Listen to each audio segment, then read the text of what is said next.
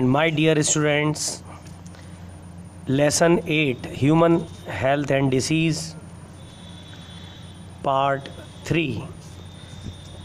Yesterday we understood about AIDS symptoms, HIV virus diagram, prevention, ये सब हमने पिछले वीडियो में देखा था. Today's topic is cancer.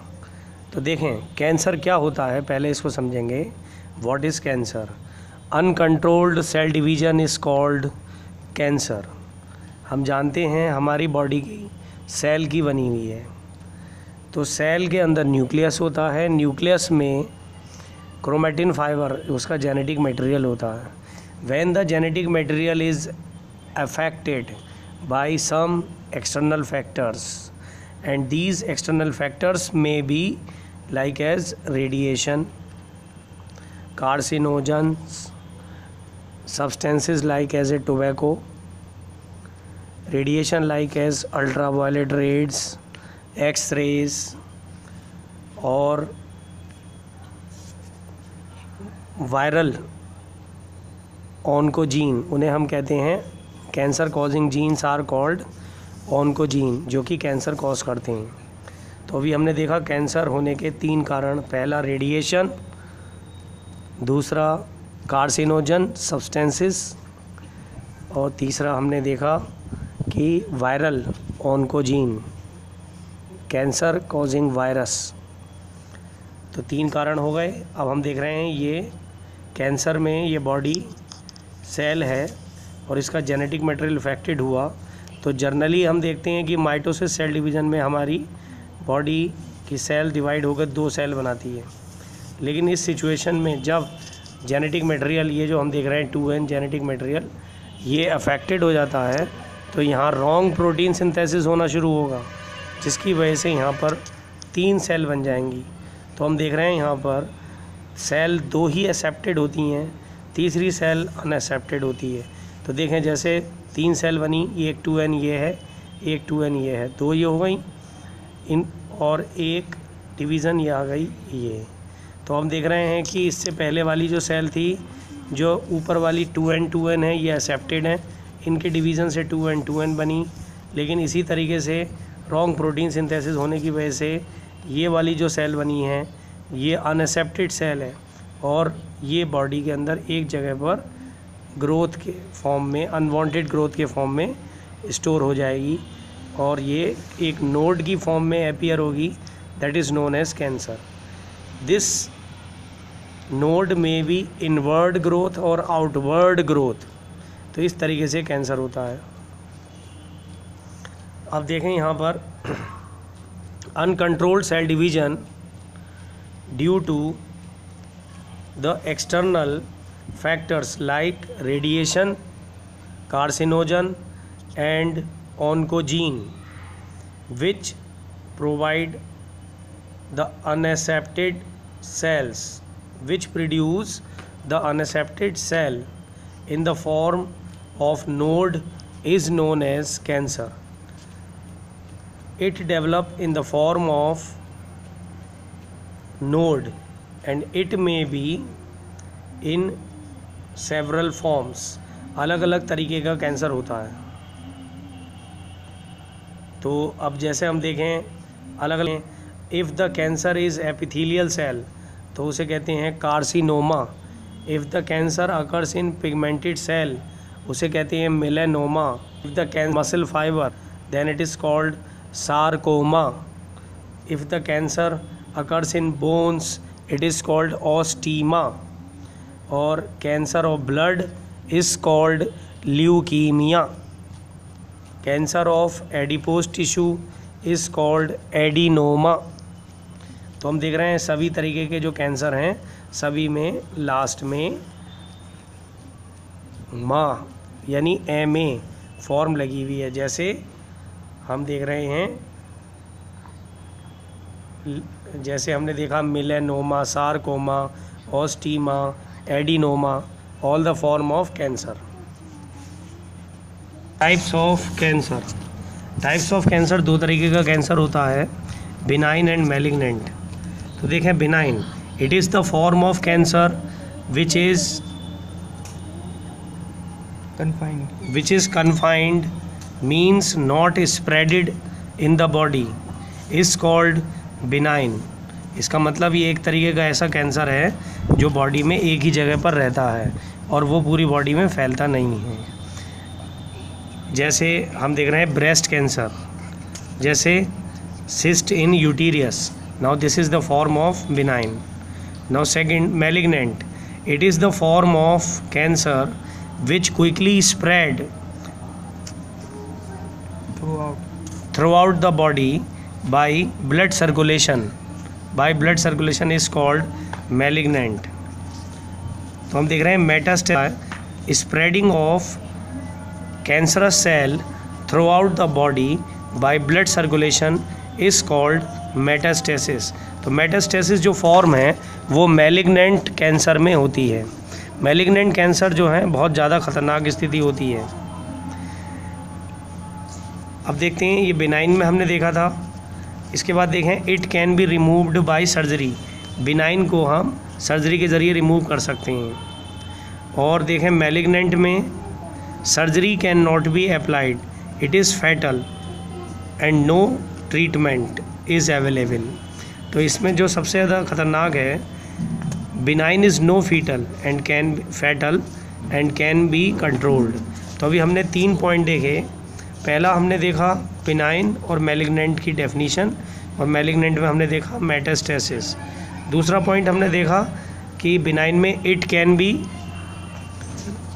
Controlled या recovered by surgery, and second में देखा surgery can not be applied. Third point, benign is no fatal and can be controlled, और मैलिग्नेंट में it is fatal and no treatment is available. Fatal का मतलब होता है घातक, जानलेवा। तो मैलिग्नेंट टाइप का कैंसर बहुत ख़तरनाक होता है। इसमें ही जो है ट्रीटमेंट ऑफ कैंसर, देखें ट्रीटमेंट ऑफ कैंसर में 3 तरीके से कैंसर का ट्रीटमेंट है। नंबर 1 रेडियोथेरेपी, नंबर 2 कीमोथेरेपी, और नंबर 3 एंटी कैंसरस ड्रग। तो रेडियोथेरेपी में देखें क्या करते हैं, cancer can be treated by exposing the ionising radiation like X-rays, gamma rays, which kill the cancerous cell. It gave good result in skin, mouth,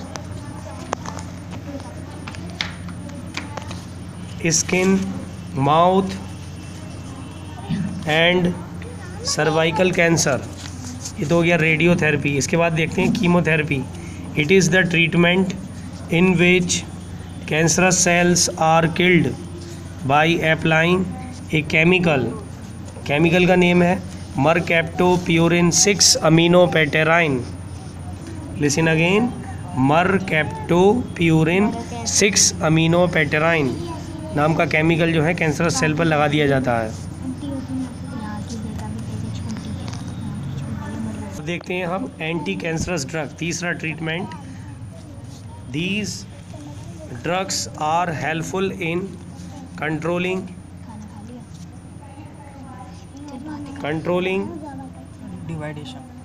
the dividation of cancerous cell, controlling the dividation of cancerous cell। इसमें आती हैं vincristine and vinblastine.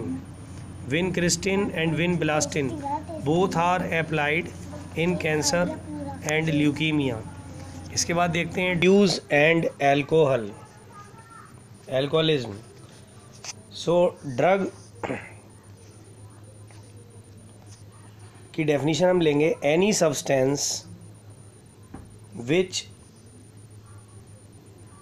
Substance other than food used in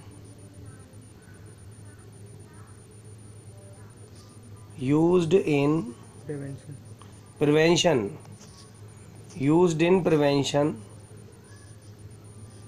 diagnosis or cure the disease in animals and human is called drug.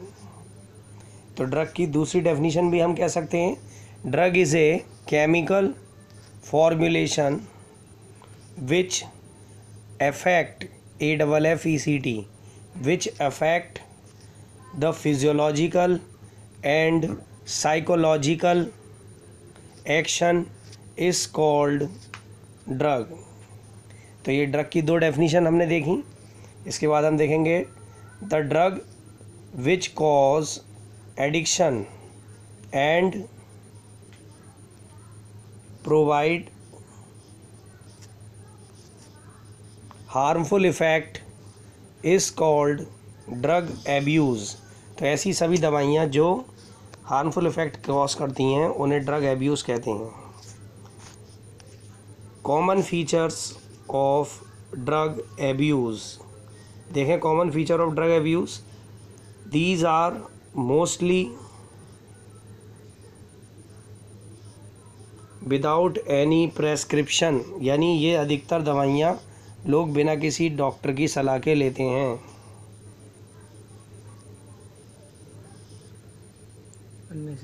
Unnecessary and high dose regularly for long time like sleeping pills. हम देखते हैं बहुत सारे लोग नींद की गोलियां 10 साल से बिना किसी डॉक्टर की सलाह के ले रहे होते हैं। It mostly affect the brain and alter the consciousness. तो ये जो होती हैं अधिकतर हमारी कॉन्शियसनेस और हमारे ब्रेन के फंक्शन पर इफ़ेक्ट डालती हैं। Fourth point, it gives temporary pleasure, यानी इस तरीके के एडिक्टिव ड्रग्स को लेने से मेंटली रिलैक्स महसूस होता है और एक दिमागी टेम्परेरी प्लेजर महसूस होता है, इसलिए लोग जो हैं एडिक्शन लेते हैं।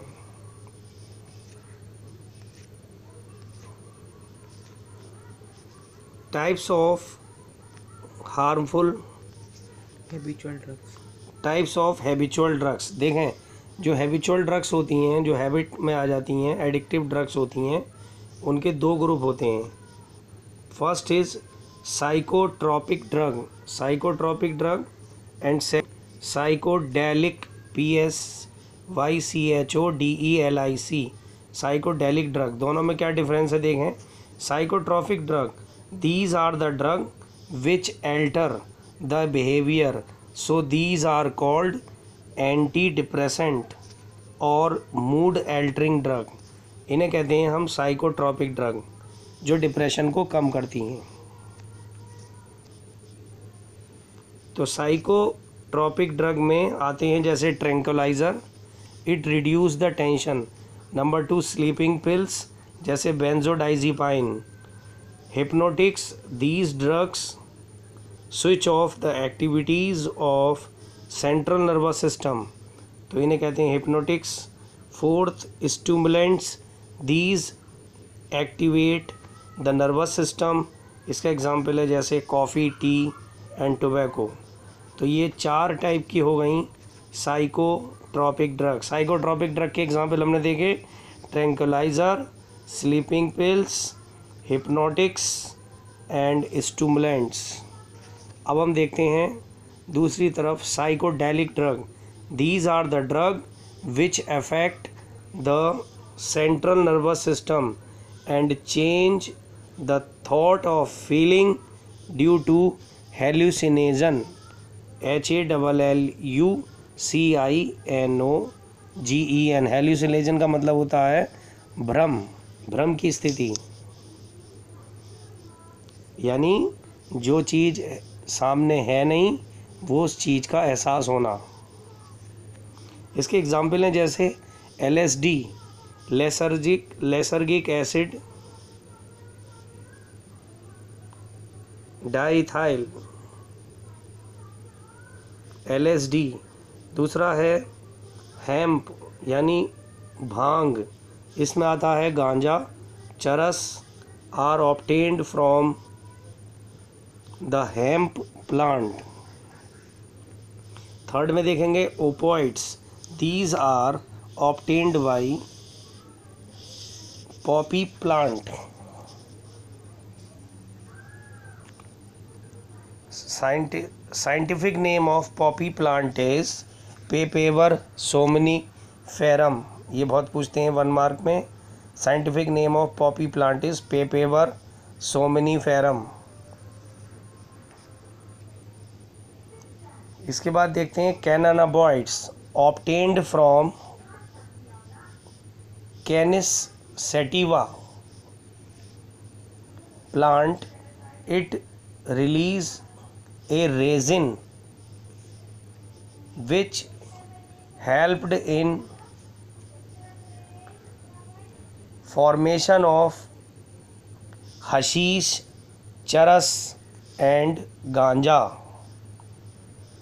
ये सब कैनानाबॉइड से बनते हैं. Coca, it is obtained by erythroxylon coca plant in USA.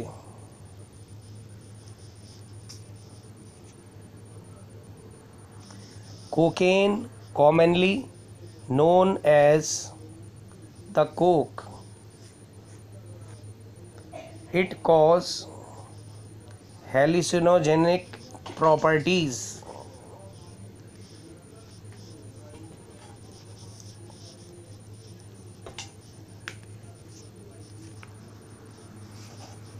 इसके बाद हम देखेंगे adolescence and drug alcohol abuse. The stage after puberty and starting the adulthood is known as adolescence. It is the period of excitement in which person used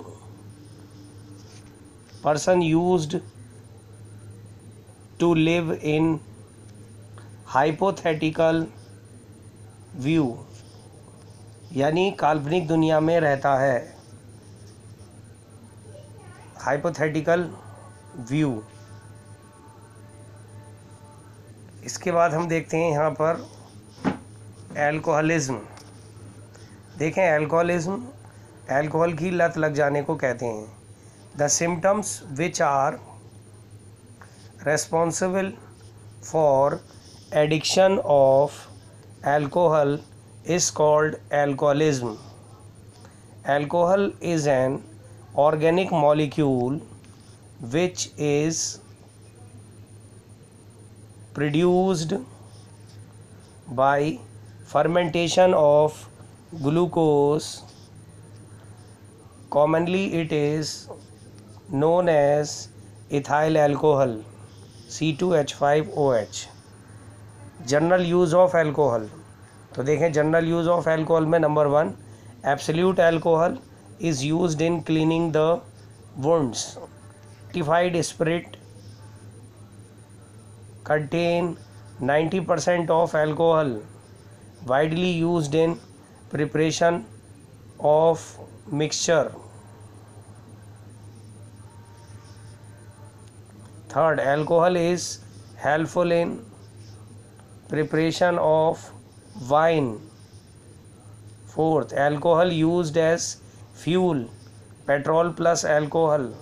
Now this is called power alcohol. 5, it acts as an anti-fertilizing agent which is used in car radiator in cold countries. तो हमने देखा यहाँ ये alcohol के benefit हो गए, alcohol के use हो गए. इसके बाद हम देखें harmful effect of alcohol. Number 1, alcohol is directly absorbed bye alimentary canal and stomach. Number 2, 1 gram alcohol produce 7 kilogram of energy in the calories. Number 3, it produces a large amount of heat which is not required by the body. So energy is taken by blood carried to the skin in the form of sweat gland. तो इसीलिए alcohol लेने के बाद पसीना आता है, body में heat बहुत ज़्यादा बनती है. alcohol cause the addiction, so long time taking alcohol is not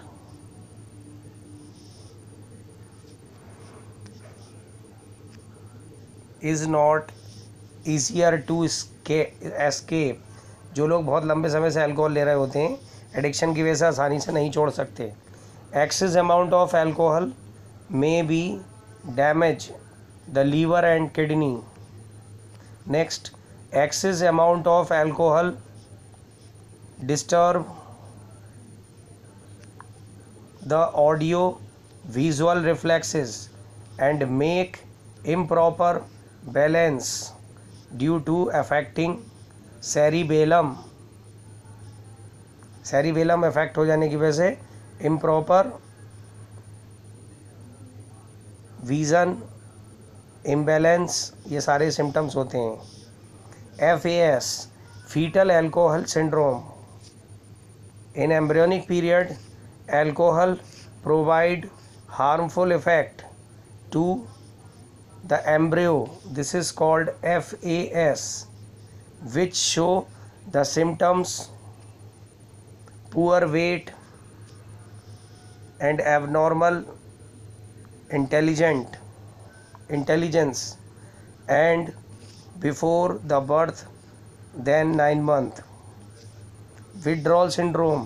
देखें, विड्रॉल सिंड्रोम उसे कहते हैं जिसमें कोई व्यक्ति जानता है कि ये नुकसानदायक है और उसे छोड़ना चाहता है, लेकिन उसकी बॉडी उसको उस ड्रग को छोड़ नहीं पाती, जिसकी वजह से उसमें कुछ सिम्टम्स होते हैं. So the symptoms in which unpleasant behaviour और mood appear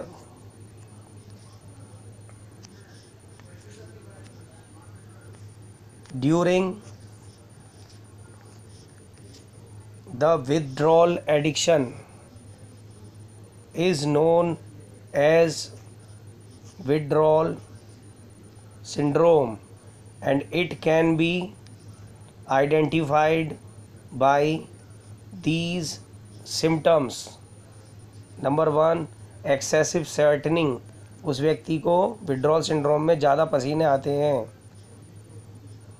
Irritative behavior. Third, high blood pressure.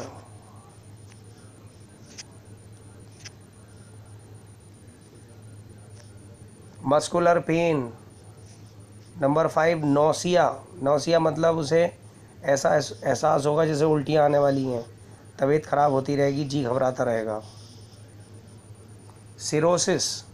Cirrhosis में जो है लीवर अफेक्ट हो जाता है. It occurs due to damage of Kupffer cell which detoxify the excretory waste, and these may be damaged due to alcohol or hepatitis virus. It result in the swelling in liver, and finally person died due to acidic medium of blood. इसके बाद देखें prevention and control. तो prevention and control में number 1 आती है counselling. It is helpful in prevention by providing education in the form of media or academic syllabus. Second देखते हैं parental attachment. ये हम पॉइंट देख रहे हैं किसके, प्रिवेंशन एंड कंट्रोल. तो प्रिवेंशन एंड कंट्रोल में पहला पॉइंट हमने देखा काउंसलिंग, दूसरा point parental attachment. Parents should be careful about the activities of their children and earlier inform to the child about side effects of drinking and smoking. Third point देखेंगे school awareness programme. According to this the teachers should aware side effects and performing school activities. Medical helps if the person wants to get rid of the addiction. Medical help can be provided in the form of chewing tablets called Nicotex. तो इस तरीके से हम addiction को बचा सकते हैं। तो ये हमारा चैप्टर यहाँ कंप्लीट होता है। इसके पार्ट 4 में मैं आप लोगों को कुछ क्वेश्चन और कुछ और इम्पॉर्टेंट पॉइंट्स दूंगा। तो यहाँ पर ह्यूमन हेल्थ एंड डिसीज़ का पार्ट 3 कंप्लीट होता है और आप लोग जो है मैं समझता हूँ कि अपना वर्क कर रहे होंगे। ओके।